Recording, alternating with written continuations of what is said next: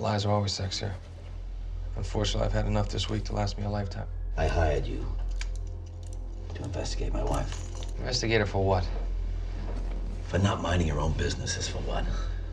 For having a big mouth is for what? For asking too many questions is for what? You better be careful following her example, Billy. I might have to hire someone to investigate you. Yeah. You're good, man. I'll give you that. You got it all worked out, huh? Perhaps that's why the people keep electing me, Billy.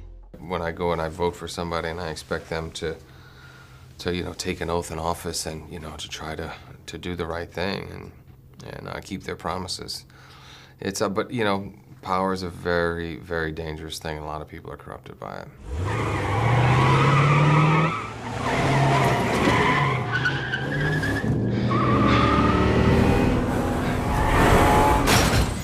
When you're making a film like this, after you've made a film, say, like The Other Guys, which is kind of comedy version of a lot of the cop thriller tropes, is it difficult to come into a film like this and then take it seriously again?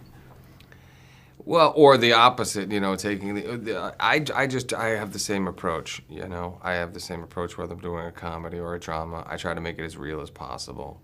And when it's a comedy, hopefully the laughs will come from the absurdity and the commitment to whatever the situation I'm in is. But I always have the same approach. I just try to find the truth in it and tell the truth. You have an envelope of photographs that I paid for. When you called, I didn't think it'd be for something like this. There's a scene where your character watches his girlfriend do a sex scene with another actor, and I just wondered if that chimed with you personally. Have any of your family and friends ever been disturbed by a sex scene or a violent scene that you've ever done? Well, certainly my wife doesn't like to see me portraying intimacy with another actress, and if the shoe was on the other foot, I certainly wouldn't like it at all. I don't like shooting those kinds of scenes.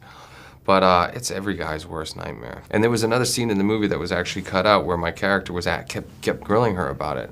What is it that you do? I want to know before I see it. And she was like, oh, it's very tasteful, it's very artistic. It's nothing, it'll be fine.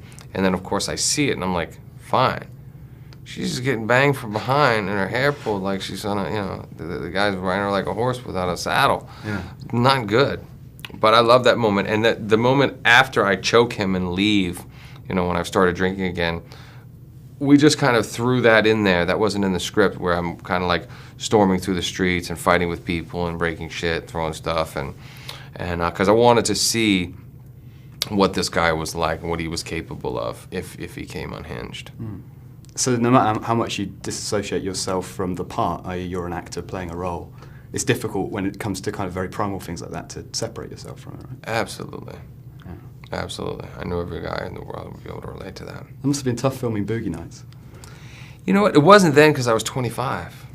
I didn't care. I didn't have a wife and 4 kids, and I threw caution to the wind.